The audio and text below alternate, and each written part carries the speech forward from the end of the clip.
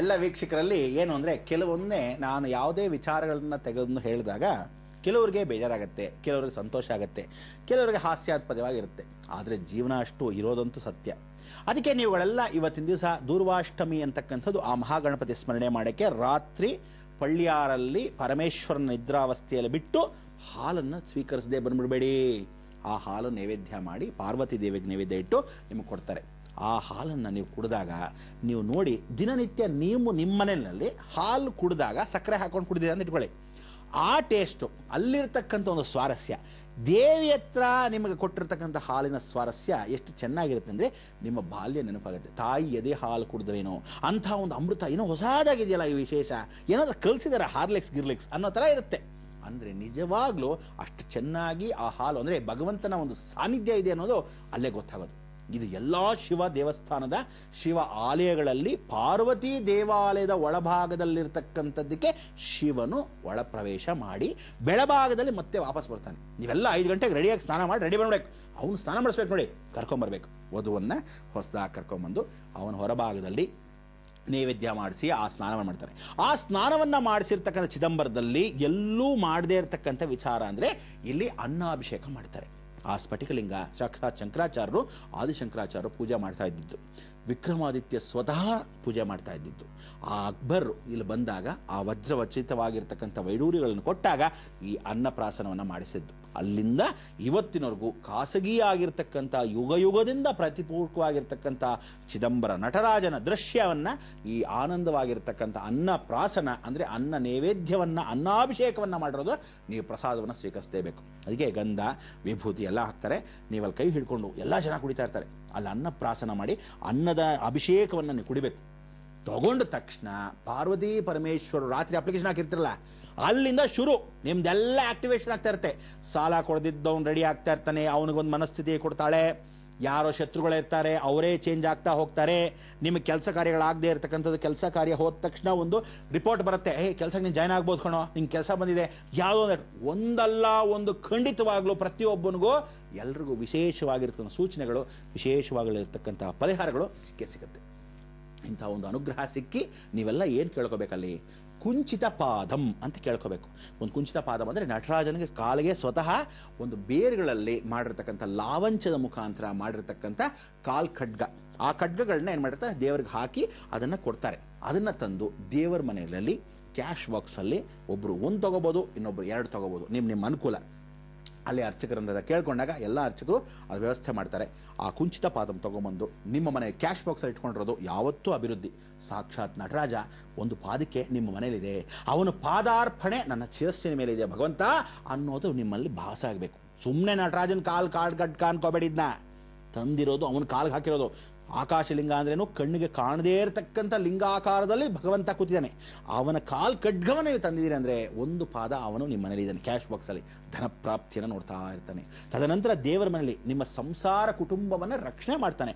ಯಾವುದೇ ಲೋಪದೋಷಗಳಿದ್ರೂ ಅದು ಪರಿಹರಿಸ್ತಾ ಹೋಗ್ತಾನೆ. ಅದನ್ನು ಪೂಜೆ ಪುನಸ್ಕಾರ ಮಾಡಿ ಪ್ರತಿದಿನ ಧೂಪವನ್ನು ಹಚ್ಚೋದು ಮರಿಬೇಡಿ. ಅದಕ್ಕೆ ಕಾಲುಗಳಿಗೆ ಪಾದಾರ್ಪಣದ ಅನುಗ್ರಹವನ್ನು ಪಡೀತಕ್ಕಂಥ ಅವಕಾಶವನ್ನು ಮಾಡ್ಕೊಳ್ಳಿ. ಇಷ್ಟೆಲ್ಲ ಸಂದಿಗ್ಧವಾಗಿರ್ತಕ್ಕಂಥ ದೇವ ರಹಸ್ಯಗಳನ್ನು ನಾವು ಪರಿವರ್ತನೆ ಮಾಡ್ಕೋಬೇಕು. ಇಂಥ ಒಂದು ಅನುಗ್ರಹ ನಿಮಗೆ ಪಡೆದ್ರೆ ಕಿಂಚಿತ್ತು ಲೋಪದೋಷವಿಲ್ಲದೆ ಪರಿಹಾರ.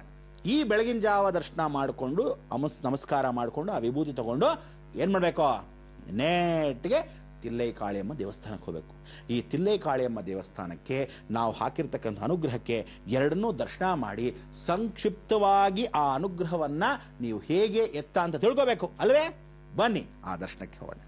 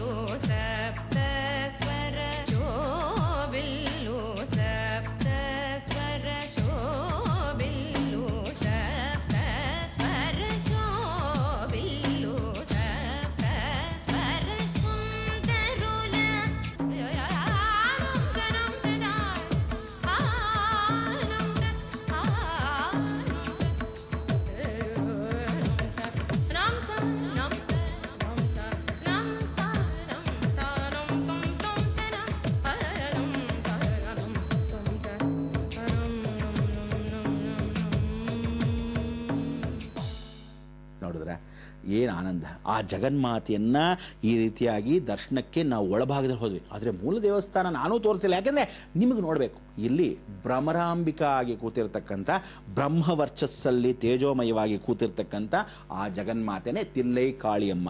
ಈ ತಿಲ್ಲೈ ಕಾಳಿಯಮ್ಮ ಪರಮೇಶ್ವರನ ಕೈ ಹತ್ರ ಸೋತ್ ಹೋಗಿರ್ತಾಳೆ. ಏನು ಅಂದರೆ, ಒಂದು ಸಲ ನಾಟ್ಯವಾಡ್ತಾ ಇದ್ದಾಗ ಗಂಡ ಹೆಂಡತಿ ಇಬ್ರು ಬಹಳ ಚೆನ್ನಾಗಿ ನಾಟ್ಯವಾಡ್ತಾರೆ. ಪರಮೇಶ್ವರ ಏನು ಈ ಭಂಗಿಯನ್ನು ತೋರಿಸ್ತಾನೆ, ಅವಳು ನಾನೇನು ಕಮ್ಮಿ ಇಲ್ಲ ಅಂತ, ನಾನು ಆ ಭಂಗಿಯನ್ನು ತೋರಿಸ್ತೀನಿ ಅಂತ ಅವಳು ತೋರಿಸೋಳು. ಹೀಗೆ ಒಬ್ರಿಗೊಬ್ರು ಪೈಪೋಟಿ ನಡೀತಾ ಹೋಗ್ತು. ದೇವತೆಗಳೆಲ್ಲ ನೋಡ್ತಾ ಇದ್ದಾರೆ, ಏನು ಸಂತೋಷ ಆಯಿತು. ಅಂಥ ಒಂದು ಢಮರುಗದಲ್ಲಿ ನಟರಾಜ ನಾಟ್ಯವಾಡ್ತಾ ಇದ್ದಾಗ ಒಂದೇ ಒಂದು ಕ್ಷಣ ಬಂತು. ಏನದು? ಕತ್ತಲ್ಲಿ ಇರತಕ್ಕಂಥ ಒಂದು ಹಾರ ಕೆಳಗೆ ಬಡಿ ಬಿತ್ತು. ನಾಟ್ಯದಲ್ಲೇ ಹೀಗೆ ಎತ್ಕೊಂಡು ಹಾಕ್ಕೊಂತಾನೆ. ಬಹಳ ಸಂತೋಷ. ಇವಳು ಅದೇ ರೀತಿಯಾಗಿ ಒಂದು ಆ ಭಂಗಿಯನ್ನು ಮಾಡ್ತಾಳೆ. ಒಂದು ಸಲ ಏನು ಮಾಡ್ತಾನೆ, ಈ ಕಿವಿಯಲ್ಲಿರ್ತಕ್ಕಂಥ ಖಡ್ಗವನ್ನು ಹಾಕ್ಬಿಡ್ತಾನೆ. ಕಿವಿಯಲ್ಲಿರ್ತಕ್ಕಂಥ ಓಲೆ ಖಡ್ಗಮಾಲೆ ಬಿದ್ದೋದ ತಕ್ಷಣ ಏನು ಮಾಡ್ತಾನೆ, ನಟರಾಜ ನಾಟ್ಯವಾಡ್ತಾನೆ. ಆ ಕಾಲಲ್ಲಿ ಎತ್ಬಿಟ್ಟು ಕಾಲಲ್ಲಿ ಹಾಕ್ಕೊಂತಾನೆ. ಇವಳು ಆಗತ್ತಾ? ಆಗ ಹಿಂದೆ ಮುಂದೆ ನೋಡ್ತಾಳೆ, ಆಗ್ತಾ ಇಲ್ಲ, ಸೋತೋಗ್ತಾ ಇದ್ದಾಳೆ. ಆಗ ಸೋತ್ ಹೋದ್ಲು. ಆಗ ಪರಮೇಶ್ವರ ಹೇಳ್ತಾನೆ, ನೋಡು, ಅಹಂಭಾವ ಅನ್ನೋದು ಹೆಣ್ಣಿಗೆ ಇರಬೇಕು, ಆದರೂ ಯಾವತ್ತೂ ನೀನು ಹೆಣ್ಣು ಅನ್ನೋದು ಮರಿಬಾರ್ದು. ನೀನು ಯಾವತ್ತಿದ್ರೂ ನನ್ನ ಅಡಿಯಾಳು, ಜಗನ್ಮಾತೆ ಜಗತ್ಶಕ್ತಿ ಇರ್ಬೋದು, ನನಗೆ ಸಮಾಳ ಇರ್ಬೋದು, ಆದರೂ ಸಹ ಹೆಣ್ಣು ಅನ್ನೋ ಅವಕಾಶಕ್ಕೆ ಇಂಥ ಒಂದು ಕಾರ್ಯ ಮಾಡೋಕ್ಕಾಗಲ್ಲ ಅಂಥೇಳಿ ಅವಳು ಸೋತ್ಲು.